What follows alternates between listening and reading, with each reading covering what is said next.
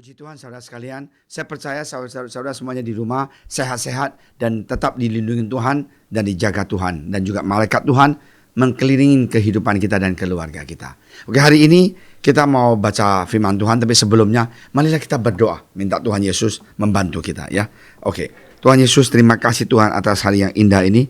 Kami masih mempunyai kesempatan untuk mendengarkan firman Engkau, belajar firman Engkau. Urapi hamba Engkau yang tidak layak Tuhan, supaya kami yang mengajar, Tuhan mendengar semuanya dikuatkan oleh firman Engkau. Dalam nama Engkau Tuhan Yesus, kami telah berdoa. Amin. Saudara sekalian, hari ini aku mau diskusi tentang hidup bagi Yesus Kristus itu seperti apa sih sebenarnya. Nah, kita hidup di dunia ini hanya sebentar. Saya juga tidak mau, saya suka bercanda. Sudah mau 60 tahun. Cepat banget itu loh. Nah, bagaimana kehidupan kita? Bagaimana kita melewati tiap hari? Bagaimana kita mau hidup? Nah, di firman Tuhan di 2 Korintus pasal 5 ayat 18. Ya, saya akan minta tolong kemungkinan Gilson bantu saya baca ya, di 2 Korintus pasal 5 ayat 18 sampai 19. Kita mau lihat bahwa orang yang tidak kenal Tuhan, hidup mereka itu beda dengan kita. Kita orang anak Tuhan, apa yang harus kita lakukan? Kalau orang yang tidak kenal Tuhan, mereka hanya apa? Jalan-jalan. Pulang dari pasar ke kopitiam, duduk sampai 2-3 jam. Ya, kalau yang itu di Starbucks, anak muda main games, ngongko. Tidak ada tujuan hidup. Nah, hari ini kita mau lihat bagaimana kita harus mau hidup sebagai seorang pengikut Kristus. Ya, silakan. 2 Korintus pasal 5 ayat 18 sampai 19. Nah, kita lihat, ini penting sekali untuk kita tahu tujuan hidup kita. 2 Korintus pasal 5 ayat 18 dan ayat 19 firman Tuhan.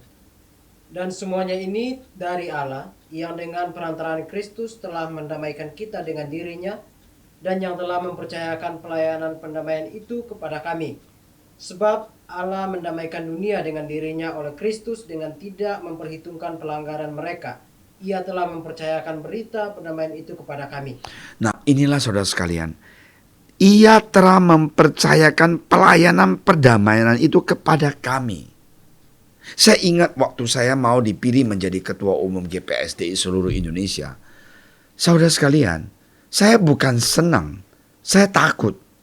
Takut apa? Saya tidak sanggup menjadi seorang pemimpin yang baik. Nah, kita jadi anak Tuhan, kita mau ingat, kita dipercaya oleh Tuhan untuk memperdamaikan orang yang tidak percaya kepada Tuhan. Nah, kita mau tahu, kita ini bukan mau jadi pemimpin yang asal nama. Kita mau nggak melakukannya? Kita siap nggak untuk melayani? Nah, hidup bagi Yesus Kristus dan terlibat dalam pelayanan perdamaian adalah hal-hal yang paling penting dalam hidup kita. Hidup kita haruslah untuk memenangkan jiwa. Jangan biarkan hal-hal biasa menjadi fokus hidup kita. Tetapi habis-habislah bagikan Injil ini. Jadi saudara sekalian, ada yang bilang, Pastor Amin, saya nggak bisa bicara. Pastor Amin, saya tidak kuliah dengan S2, S1. Saya bilang nggak pusing. Saya suka bercanda. Orang yang STLL, S1, S3, STLL, itu orangnya yang sudah S3 itu nggak tentu moralnya, nggak tentu hatinya lebih cinta Yesus daripada orang yang tamatan SD. Tuhan tidak lihat kita punya akademik. Tuhan tidak lihat, kita ke luar negeri, kita pulang dari Amerika, dari Australia, dari Jerman, dari Singapura, kita lebih hebat. Tidak. Tuhan tidak. Tuhan hanya melihat hati kita. Mau nggak kita melayani Tuhan? Nah, inilah yang harus kita sadar. Orang Kristen hidupnya beda dengan orang duniawi. Karena orang dunia tidak ngerti bagaimana tujuan hidup dia. Yesus mengajar kita haruslah menjadi pendamai. Bawa jiwa-jiwa, membawa damai ini kepada mereka yang belum kenal Tuhan. Rasul Paulus mengatakan, sebab itu adalah keharusan bagiku, celaka aku jika aku tidak memberitakan Injil. Tidak memberitakan Injil. Dia hidup untuk memenuhi kehendak Allah, membawa Injil sampai ke bangsa-bangsa lain. Dia mau dibunuh, dia dibully, dia disiksa, dia difitnah, dia tidak takut. Karena apa? Hatinya itu sudah begitu dalam jatuh cinta kepada Tuhan Yesus. Dan juga dia tahu tujuan hidup dia. Dan dia katakan apa? Engkau adalah duta dan hamba Kristus, pembawa rahasia Allah. Saudara sekalian, Anda juga adalah duta hamba Kristus. Engkau adalah tentara Kristus dan terus siap sedia untuk membawa firman-Nya kepada dunia. Membawa firman ini kepada dunia, melayani orang dengan kasih Kristus dan kemuliaan anugerah-Nya. Saudara sekalian, saya suka mengatakan kepada setiap brother and sister, jangan takut untuk menyampaikan Injil. Jangan kita memberikan kesaksian, kita memuji kita merasakan kita sombong. Kamu tahu nggak, saya ini siapa? Jangan. Membawa Injil ini supaya orang itu bisa bertobat. Supaya orang yang kita sampaikan itu bisa terima damai sejahtera yang dari Tuhan Yesus. Nah, itulah kita punya tujuan. Bukan memberikan Injil itu supaya orang tahu sehebat apa kita ini. Bukan. Hari ini Rasul Paulus tahu banget ya. Jangan abaikan orang berdosa di sekitarmu. Kesudahan segala sesuatu sudah dekat, dan Alkitab berkata, Ia menghendaki supaya jangan ada yang binasa. Tuhan mengatakan Dia tidak mau lihat satu orang pun binasa. Karena itu, marilah kita jadi duta Injil. Marilah kita jangan takut menyampaikan firman Tuhan kepada orang lain.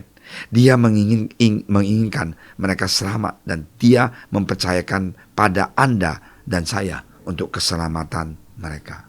Saudara sekalian, saya mau jujur, ya, waktu kita mulai pandemi ini, ada yang tanya, Pastor Amin, apakah ini kita mau tiap hari terus ada morning sermon?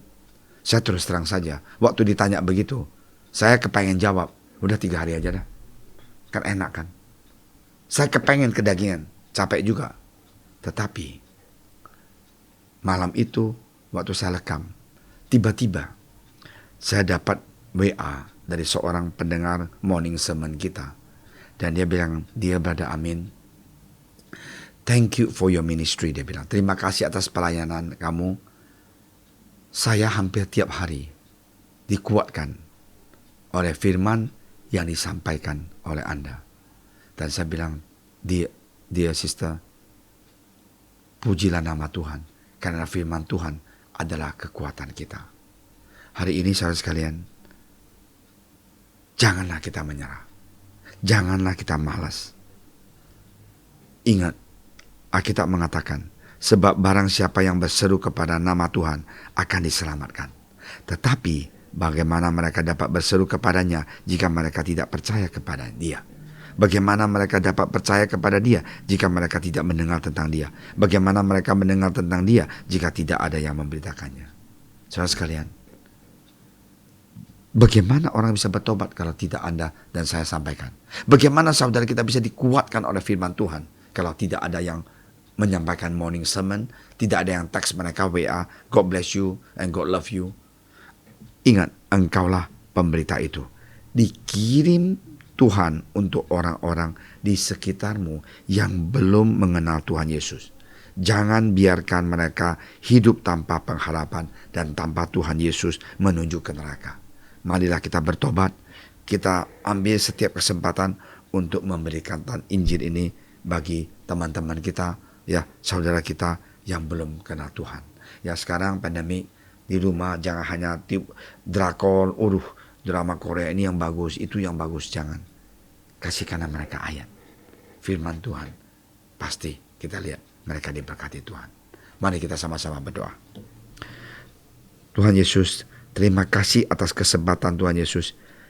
Engkau memilih kami menjadi pelayan pendamai. Tuhan, gairah terbesar kita adalah menggambarkan Injil ini ke seluruh dunia, ke setiap orang yang di sekitar kita. Tuhan, kita mau jadi duta besar dan hamba Kristus Tuhan. Oleh karena itu Tuhan, berikan kami kekuatan, berani menyampaikan firman Engkau kepada mereka yang masih belum bertobat. Tuhan, biarlah Roh Kudus Tuhan menyentuh mereka supaya mereka bisa terima Engkau menjadi juru selamat.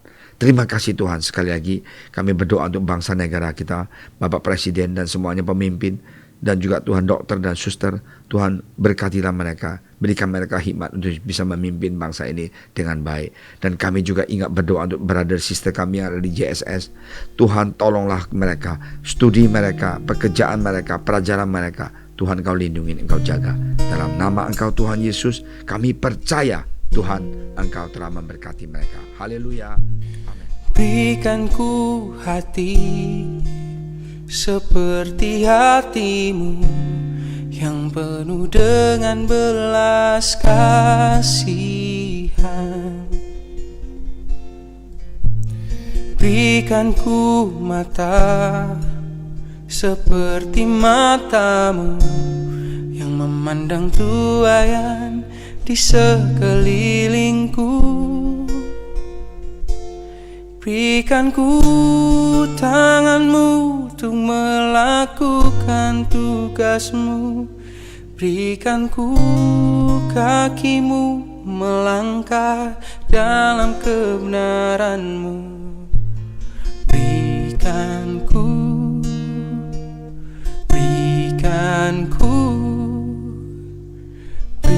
Berikan ku hati